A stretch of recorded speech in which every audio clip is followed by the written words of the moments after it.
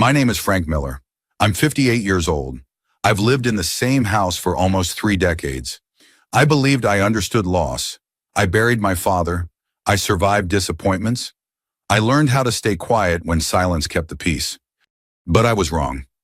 Because nothing prepares you for the moment you realize the person sleeping beside you no longer respects what made you who you are.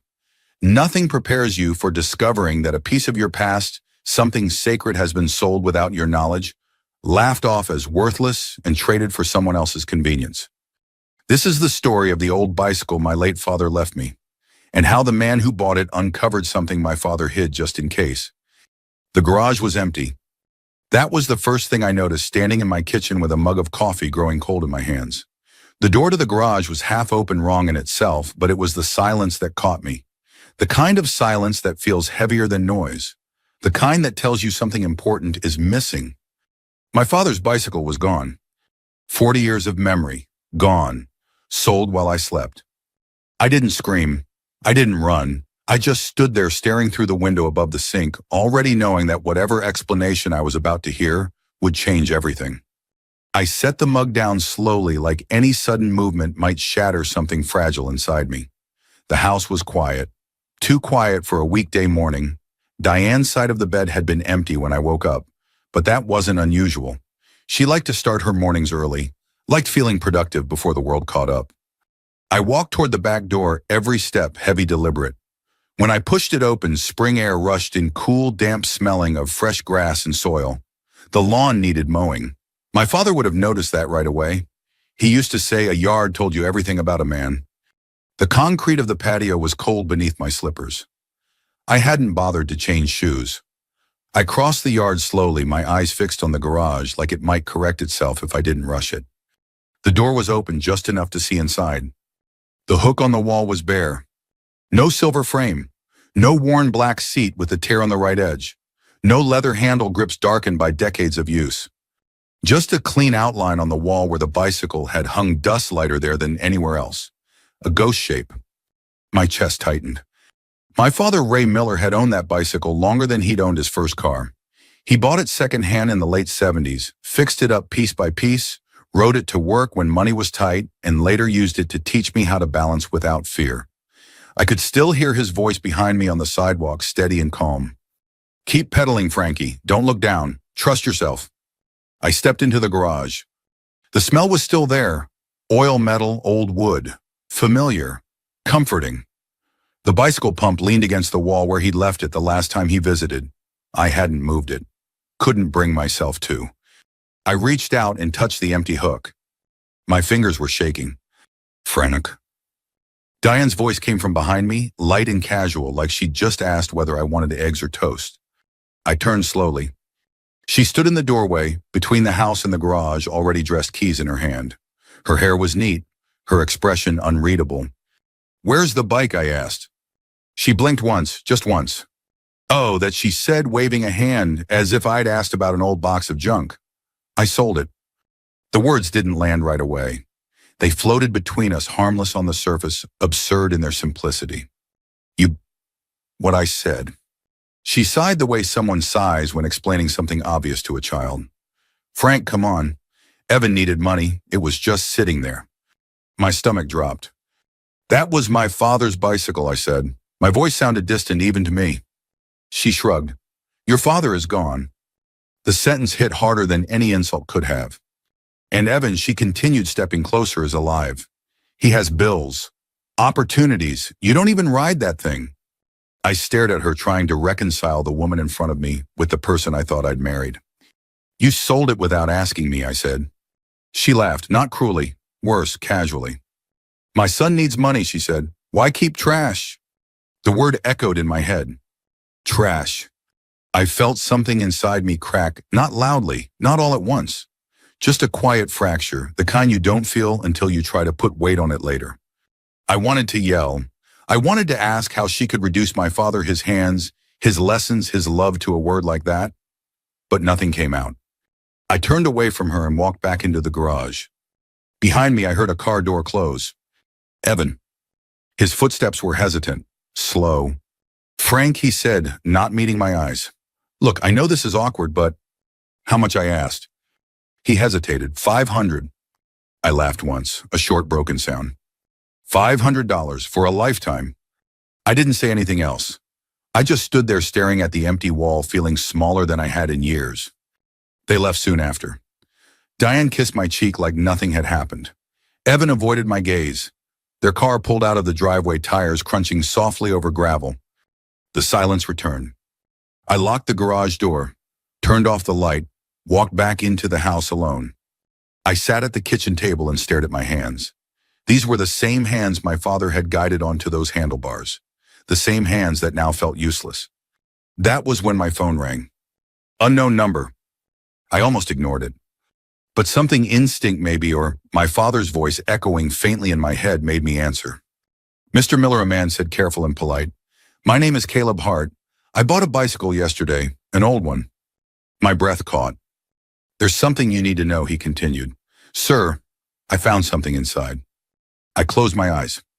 And for the first time that morning, I felt something other than loss. I felt the faint pull of truth rising to the surface. I didn't answer Caleb right away. I sat there at the kitchen table with the phone pressed to my ear, staring at a small chip in the wood near my thumb. I'd always meant to sand it down, refinish the surface. My father would have noticed it immediately. He had an eye for small flaws, said they were how you learned where something had been. Sir Caleb said again, his voice careful, like he didn't want to spook me. I'm sorry if I'm calling out of the blue. I think you should see it. What did you find? I asked. There was a pause, long enough to tell me he was choosing his words. Something your father hid, he said, on purpose. The room felt suddenly smaller. I looked toward the hallway, half expecting Diane to appear, arms crossed, ready to take control of the conversation. But the house was still. Quiet in that hollow way it gets after someone leaves and takes the air with them. Where are you? I asked. Caleb gave me an address on the east side of town, near the old freight yard, where the warehouses had been turned into workshops and small businesses. I wrote it on the back of an envelope with a shaking hand. I'll be there, I said, and hung up before he could say anything else. I didn't rush. I didn't want to give the moment that satisfaction. I rinsed my mug, set it upside down in the rack, and changed out of my slippers. As I pulled on my jacket, I caught my reflection in the hallway mirror, gray at the temples lines, deeper than they used to be. I looked tired, older than I'd felt yesterday. I locked the front door and stood on the porch for a second, breathing in the cool spring air. Across the street, Mrs. Keller was watering her roses. She waved. I lifted a hand back. Normal life moving on, oblivious to the quiet war happening behind my eyes. The drive felt longer than it was. Traffic lights lingered on red. Every radio station seemed to be playing something upbeat, mocking. I turned it off and let the hum of the engine fill the car. I kept hearing Diane's voice in my head. Why keep trash? It wasn't just what she said. It was how easily she said it, how quickly my father had been reduced to an inconvenience. I thought about all the times she'd suggested clearing out the garage, donating old stuff, making the house feel lighter. I'd always said later. There was no rush. Apparently, she'd decided otherwise. Caleb's workshop sat at the end of a narrow street, tucked between a tire shop and a boarded-up building with faded lettering. A hand-painted sign hung above the door, Hart Restorations, Vintage and Custom. The windows were clean. The place looked cared for. I parked and sat for a moment, hands on the steering wheel, steadying myself. Whatever I was about to see, I needed to be present for it. Not angry, not reactive. My father hated that. Said anger made you sloppy. Inside the shop smelled like metal oil and old rubber. Sunlight streamed through high windows, catching dust in the air. Bicycles lined the walls, some stripped to frames, others gleaming like museum pieces. Caleb stood near a workbench, wiping his hands on a rag. He was about my age, maybe a little younger, with graying hair and eyes that carried a quiet seriousness. Mr. Miller, he said, extending a hand. I'm glad you came. I shook it. His grip was firm, respectful. It's Frank, I said. He nodded. Frank, come with me. He didn't say anything else as he led me deeper into the shop. My heart started to pound when I saw it. The bicycle. It leaned against a stand under a hanging light, just as my father used to position it when he was working on it. The silver frame caught the light the same way it always had. The bell on the handlebar was still there, slightly crooked. The seat, patched years ago, hadn't been replaced. Caleb hadn't altered it. Not really. He'd cleaned it, yes. Treated it gently. Like he understood it wasn't just a thing. She's in good shape, he said quietly. Whoever took care of her knew what they were doing. My father, I said. He nodded, I thought so. I stepped closer, my fingers hovering just above the handlebar before I let myself touch it. The metal was cool, solid, real. I swallowed hard. Evan didn't know what he was selling, Caleb said. I could tell. He wanted it gone fast. I didn't respond. There was something off, though, Caleb continued. Weight distribution, a faint rattle when I lifted it. He moved to the seat post and loosened it with practiced ease. As he slid it out, he turned the frame slightly so I could see. Inside the hollow tube was a small metal sleeve, sealed and snug-fitted so precisely it looked like it belonged there. I've been restoring bikes for 20 years, Caleb said. You don't hide something like this by accident. He reached in carefully and pulled out a manila envelope, edges worn, and beneath it a tiny brass key taped to a strip of paper. My name was written on the envelope in neat, familiar handwriting. Frank. My knees went weak. I grabbed the edge of the workbench to steady myself. He told me to call you if this ever left his hands, Caleb said softly. Said I'd know when. I stared at the envelope, afraid to open it, afraid of what it might say, afraid of what it might confirm. My father had seen something coming. I took the envelope from Caleb with trembling fingers. The paper felt heavier than it should have. Before I could open it, my phone buzzed in my pocket. A text from Diane. Where are you? I didn't answer. I looked back at the bicycle, at the hidden compartment, at the proof that my father had known enough to prepare. For the first time since that morning, the loss shifted into something sharper, clearer, understanding. And it came with a question I couldn't ignore anymore. What else had my father been trying to protect me from? I didn't open the envelope right away. I stood there in Caleb's workshop with my father's bicycle between us, my name staring back at me in ink I hadn't seen since childhood birthday cards and permission slips. The shop felt too quiet, like it was holding its breath with me. Caleb stepped back without being asked, giving me space. I appreciated that. My father always said you could tell a lot about a man by how he handled moments that didn't belong to him. Take your time, Caleb said. There's no rush. I nodded, though my pulse was thudding hard in my ears. I turned the envelope over once, then again. It was sealed, but not with glue, folded carefully the way my father did everything. Practical, intentional. I slid a finger under the flap and opened it. Inside was a single sheet of paper folded into thirds. No letterhead, no dates. Just my father's handwriting, steady and familiar. Frank, if you're reading this, it means the bicycle is no longer hanging in your garage. My throat tightened. That means someone decided it was easier to take from you than to ask. I hoped I was wrong about that, but hope isn't a plan, and I've learned to leave plans behind. I exhaled slowly through my nose the way he taught me when my hands shook. I didn't hide this because I didn't trust you. I hid it because I trusted you to understand why when the time came. I lowered the page, my eyes blurring. Caleb pretended to busy himself at the bench, giving me privacy without looking away entirely. I kept reading. There's a key with this letter. It opens something I set aside years ago. It's not about money, not really. It's about independence, about making sure no one can convince you that you are a burden. My grip tightened around the paper. I love you, and if the bicycle brought you here, then it did one last job for me. Dad. I folded the letter carefully and pressed it against my chest. For a moment I could smell his aftershave, hear the scrape of his boots on concrete, feel his hand steadying my back as I wobbled on that bike for the first time. Caleb cleared his throat gently. There's more, he said, inside the sleeve. I nodded and reached into the frame again. Beneath the envelope, taped securely to the metal sleeve, was a narrow strip of paper with a handwritten note in the brass key. First Community Credit Union, Box 318. My stomach flipped. He never mentioned a credit union, I said aloud, mostly to myself. Caleb shrugged. People don't always talk about the things they're most careful with. I looked up at him. Why did you call me? He leaned against the bench, arms crossed loosely. Because your father asked me to. Years ago. That surprised me enough to pull my focus away from the letter. You knew him, I asked. Not well, Caleb said, but enough. He used to come by here once in a while. Never with the bike, just to talk. Ask questions. He wanted to know how people hid things. Safely. Ethically. Ethically, I repeated. Caleb nodded. He said he wasn't trying to trick anyone. He just wanted to make sure something important stayed where the right person could find it. I let that sink in.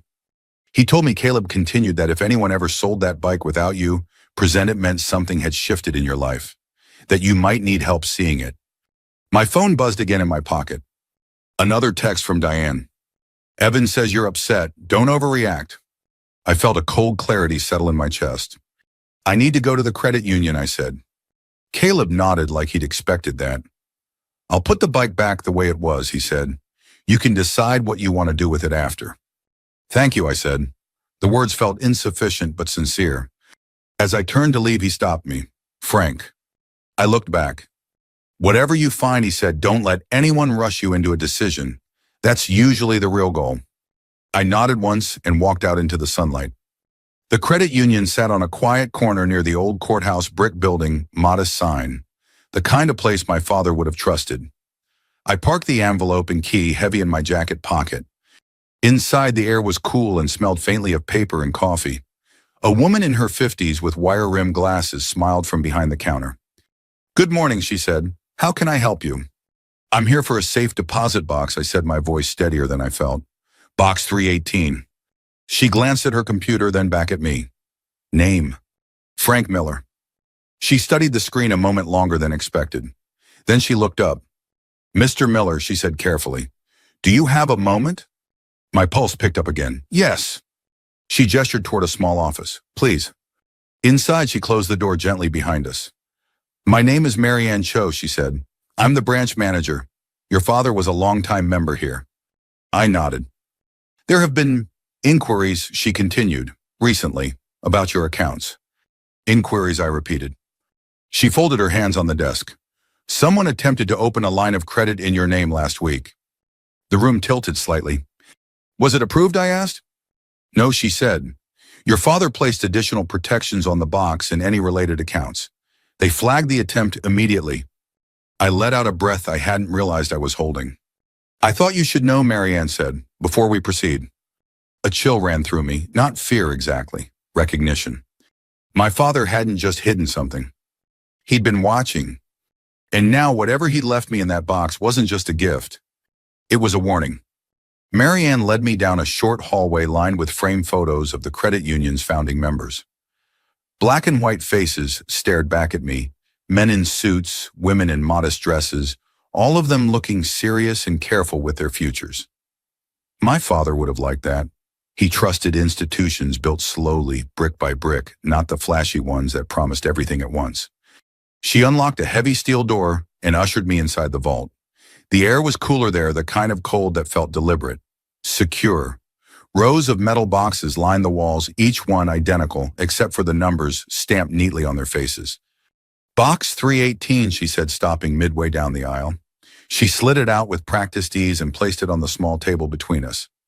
I'll give you privacy. She left me alone with the box. For a moment, I just stared at it. The brass key felt warm in my hand now, like it had absorbed something from me. I inserted it into the lock and turned. The mechanism clicked softly. Final. Honest. Inside was a thick manila folder and a smaller envelope, both arranged neatly exactly the way my father used to organize his workbench. Nothing wasted, nothing rushed. I lifted the envelope first. My name was written on the front again, this time slower, the pen strokes slightly heavier. Frank. I opened it carefully. The letter inside was longer than the one from the bicycle, dated 6 months before my father died. Son, if you're here, it means I didn't get a chance to explain this to you myself. I'm sorry for that. I wanted to wait until I was certain, and time didn't give me that courtesy. I swallowed and kept reading. I've noticed patterns, small ones at first, questions asked too casually, paperwork mentioned too often, the way someone talks about what's best without asking what you want. These things matter when a man gets older. People start deciding for him. My jaw tightened.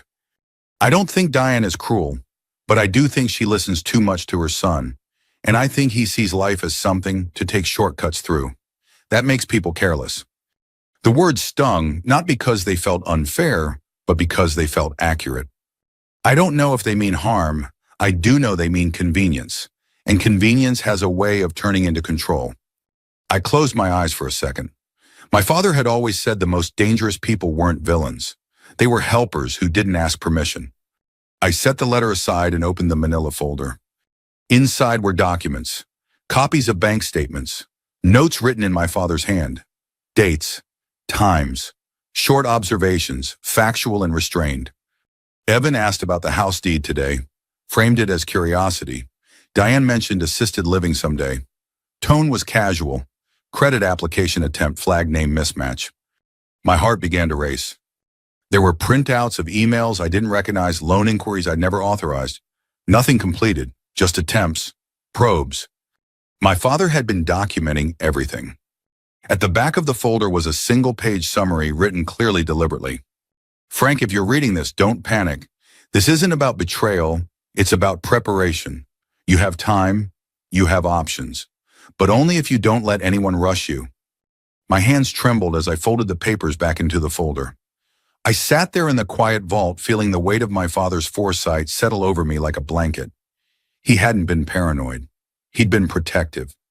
Marianne knocked lightly on the door before stepping back inside. "Are you all right?" she asked. I nodded. "I think so." She glanced at the folder, then back at me. "Your father asked us to notify you if anyone ever attempted to access accounts tied to this box," she said. He was very specific. "Did he say why?" I asked. She hesitated, then shook her head. "Only that he'd seen this kind of thing before. He wanted you insulated." I almost laughed. My father, who'd never invested in anything risky, had somehow invested in peace of mind. "Can you tell me who made the inquiry?" I asked. Marianne nodded. It was submitted online. The name on the request was Evan Brooks. There it was, clean, undeniable. "And Diane?" I asked quietly. "She wasn't listed," Marianne said, "but the contact number matched one on file for her." I closed the folder and slid it back into the box, locked it, turned the key. "Thank you for telling me," I said. She met my eyes. "What you do next is your choice, but if you'd like, we can place additional holds on your accounts. Effective immediately." "Yes," I said without hesitation. "Please." When I stepped back outside, the afternoon sun felt brighter than it had earlier, harsher too. I sat in my car for a long moment, the folder on the passenger seat, the key in my pocket. I thought about Diane's laugh in the garage, about Evan's nervous smile, about how easy it had been for them to decide what mattered and what didn't. I drove home slowly. The house looked the same as it always had. Blue shutters, white porch railing, a place that had held decades of quiet mornings and predictable routines. But I knew now that underneath it, something had shifted. Inside, Diane was at the kitchen counter scrolling through her phone. "There you are," she said without looking up. Evan was worried. "About what?" I asked. She shrugged. "You seemed upset." I set the envelope from the bicycle on the table between us. "Who tried to open a line of credit in my name?" I asked calmly. She froze. Just for a second. Then she laughed lightly. "Frank, don't be dramatic." I watched her carefully, the way her eyes flicked to the envelope, the way her shoulders tightened. "Because the bank didn't think it was dramatic," I said. "Neither did my father." Her smile faltered. That was the moment I knew this wasn't going to resolve quietly. My father hadn't hidden these things to scare me. He'd hidden them to prepare me. And now it was my turn to decide what to protect. Diane recovered quickly. That had always been her strength. She didn't panic. She redirected. As soon as she sensed the ground shifting beneath her, she smoothed her expression and reached for a different tone, concerned, reasonable, almost tender. "Frank," she said, lowering her voice like we were sharing a secret, banks flag things all the time. "Evan was just trying to help you consolidate. You forget passwords. You hate paperwork."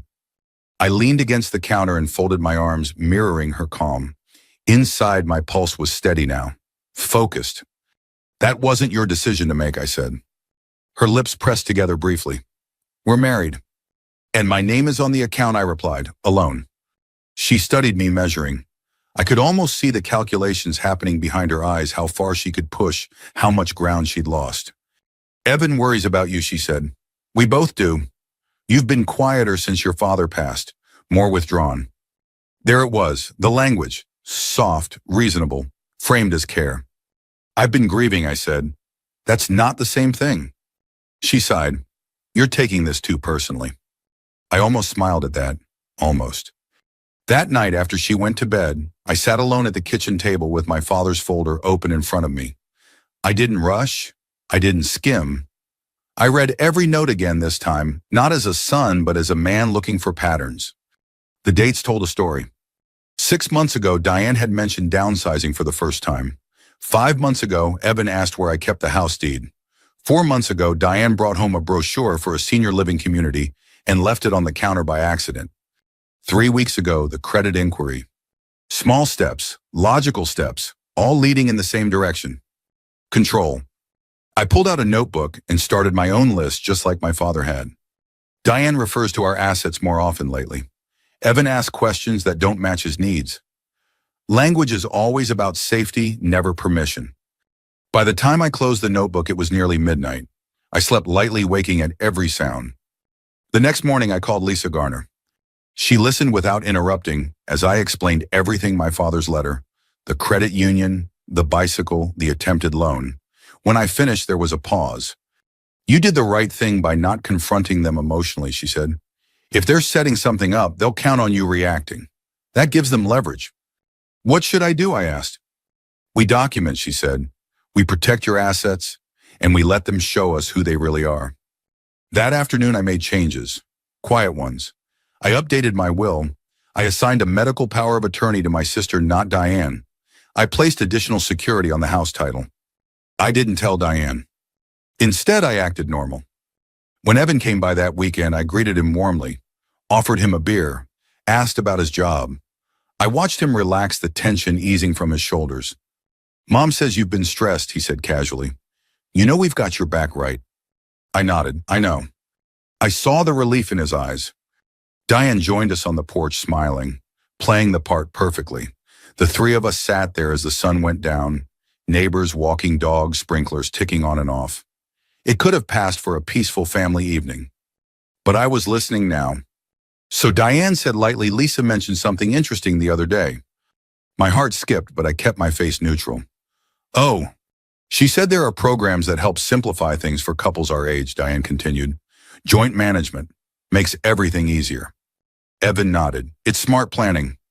I took a slow sip of my beer. What kind of planning? Well, Diane said things like putting the house into a trust or adding Evan as a backup signer, just in case.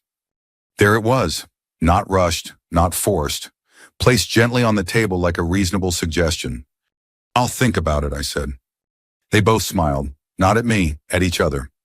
That night, Diane crawled into bed beside me and rested her hand on my chest. You don't have to carry everything alone, she murmured. I stared at the ceiling. I understood then what my father had meant. This wasn't about malice. It was about momentum, about how easily care could turn into control if no one stopped it. The next morning, I drove back to Caleb's shop. He looked up when I walked in, recognition flashing across his face. You find what you needed? I found more than I expected, I said. He nodded slowly. Your dad was thorough. He was careful, I replied. I need your help. Caleb leaned against the counter. Tell me. I need to know if Diane has sold anything else, I said. Tools, equipment, anything from the garage. Caleb's expression darkened. Actually, yeah. A few weeks ago, a woman came by with some old hand tools. Said they were her husband's. Asked cash, no receipt. My jaw tightened. Did she say why? She said they were clutter, he said. Didn't want them around anymore. The pattern snapped into focus. They weren't reacting to a crisis. They were executing a plan. And now that I could see it clearly, I knew one thing for certain. I wasn't going to stop them with anger. I was going to stop them with proof. I didn't sleep much after that. Not because I was afraid, but because my mind wouldn't slow down. Once you see a pattern clearly, it's impossible to unsee it. Every memory rearranges itself, clicks into place, and suddenly the past makes sense in a way that's both clarifying and deeply unsettling. By Monday morning, I had a plan. Not a dramatic one, not a confrontation. My father had taught me better than that. When people think they're winning, they get careless. They talk too much. They reach too far. Lisa agreed. Let them believe you're considering it, she said over the phone. The moment they feel resistance, they'll pivot. But if they think you're close to agreeing, they'll show their hand. So I leaned into the role they'd already written for me. That evening at dinner, I brought it up myself. I spoke to a lawyer today, I said, casually spearing a piece of chicken. About the house. Diane's fork paused midair. Evan looked up sharply. And Diane asked, keeping her tone even. I'm tired, I said. I don't want to deal with paperwork anymore. Maybe it is time to simplify things. Evan smiled before he could stop himself. Diane reached across the table and squeezed my hand. That's very wise, Frank. I nodded slowly. Lisa suggested a trust, said it could make things easier, especially if something happens to me.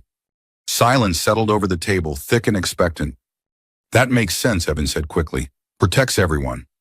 Lisa also said it's important to have someone younger involved, I continued. Someone who understands finances. Diane's eyes lit up just slightly. Exactly. I was thinking of adding Evan as a co-signer, I said. The relief on his face was immediate, unfiltered. That's really generous, he said. Diane smiled radiant. See, we're all on the same team. I pushed my plate away. I'll have Lisa draw up the paperwork. We can review it together. That night, Diane slept soundly beside me, her breathing slow, content. I lay awake staring at the ceiling, wondering how long she'd been waiting for me to say those words. The next day, Lisa prepared a decoy packet. Not fraudulent, just incomplete. Enough to suggest progress without committing anything irreversible. We scheduled a meeting for Thursday afternoon. I made sure Evan was free. Diane insisted on being there. They arrived early. Diane wore a blazer, she usually reserved for important occasions. Evan brought a leather folder, already imagining himself in control of something he hadn't earned. Lisa greeted us warmly, professional, and unreadable. We sat around the conference table. Sunlight streamed through the window. Everything looked ordinary, safe. Lisa slid the packet toward me. Frank, before we proceed, I need to confirm something. Yes, I said. Has anyone asked you to sign documents recently without fully explaining them? Diane's smile stiffened. Well, she said lightly, we're all family here. Lisa nodded politely. That wasn't my question. Evan shifted in his chair. Lisa opened another folder. Because there was an attempt to access Frank's credit using incomplete authorization. That raises concerns. Diane's face drained of color. That must be a misunderstanding, she said quickly. Perhaps, Lisa replied, which is why we requested a record from the credit union. She slid a printed document across the table. Evan reached for it, then stopped when he saw the name. His name. This shows an online application submitted from your device, Lisa said calmly, with intent to leverage Frank's home equity. The room went still. Evan's mouth opened, then closed. Diane stood abruptly. This is ridiculous, she snapped. Frank asked us to help him. I asked for support, I said quietly, not control. Diane turned to me, eyes blazing. After everything I've done for you. I met her gaze. You sold my father's bicycle without asking. You sold his tools. You tried to open credit in my name. Tell me how that's helping. Evan slammed his fist on the table. We were trying to protect you. No, I said. My voice didn't shake. You were trying to secure yourselves. Lisa closed her folder. This meeting is over. Frank has revoked any shared authority effective immediately. Diane stared at me like she didn't recognize me. You're choosing this over us, she asked. I stood. I'm choosing myself. They left in silence. That night, Diane packed a bag.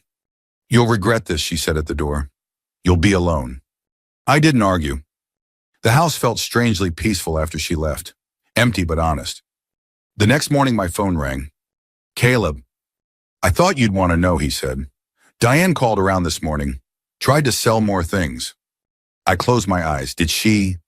No, he said. I told her I don't buy stolen stories. For the first time in weeks, I laughed. The fallout came quietly after that. Legal notices, closed accounts, boundaries enforced. Evan stopped calling. And in the silence that followed, something unexpected happened. I felt lighter. Not vindicated, not triumphant. Just free. The bicycle came home on a quiet Saturday morning. I was in the kitchen rinsing dishes when I heard the familiar ting, soft, unmistakable, followed by the low hum of tires rolling onto the driveway. For a second, I thought my mind was playing tricks on me. Grief does that. It borrows sounds and paints pictures that aren't there. Then I looked out the window. Caleb stood at the end of the driveway, one hand on the handlebar's sunlight, catching the silver frame just the way it used to in my father's garage. The bell was still crooked, the seat still worn. Everything about it felt exactly right. I set the dish down and went outside. "Thought you might want it back," Caleb said, offering a small smile. "Your dad didn't build that bike to be flipped. He built it to last." I swallowed hard. "I don't know how to thank you." "You already did," he said, "by listening." We rolled it into the garage together. The hook on the wall waited empty and patient, like it had known this moment would come. I lifted the frame carefully, feeling the weight settle into my arms, and hung it back where it belonged. The outline on the wall disappeared. The space felt whole again. Caleb lingered for a moment, hands in his pockets. "Your father once told me something he said. He said the real inheritance isn't what you leave behind. It's what you stop others from taking." After he left, I stayed in the garage alone. I ran my hand along the handlebar over the places my father's palms had worn smooth. I remembered the first day he let go of the seat and trusted me not to fall. How terrified I'd been. How proud he'd looked when I didn't. "Keep pedaling," he'd said. "Trust yourself." The house was quieter now than it had been in years. No tension humming beneath the surface. No careful negotiations disguised as concern. Just honest silence. Evan never apologized. He sent a text a few weeks later, short, defensive, blaming stress and misunderstandings. I didn't reply. Some lessons need time to settle. Some need distance. Diane finalized the separation without much ceremony. There were no dramatic speeches, no grand confessions, just paperwork and an acknowledgement that the version of us she wanted required me to be smaller than I was willing to become. I stayed in the house. I updated the garage not to erase the past, but to make room for the present. I cleaned my father's tools, oiled them, put them back where he would have liked. I framed one page from his notebook, the one where he wrote about teaching me to ride, and hung it above the workbench. On Sunday mornings, I started taking the bicycle out. At first, just around the block, then farther, down streets I hadn't seen in years.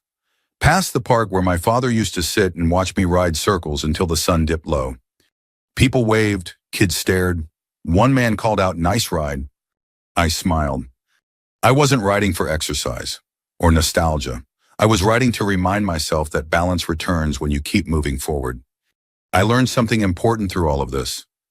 Control doesn't arrive wearing a villain's mask. It comes quietly, wrapped in words like help and concern and what's best for you. It counts on exhaustion, on grief, on the assumption that you'll stay polite rather than ask hard questions. My father knew that. That's why he hid the truth where only patience could find it. Why he trusted a stranger to guard it until the moment I needed it most.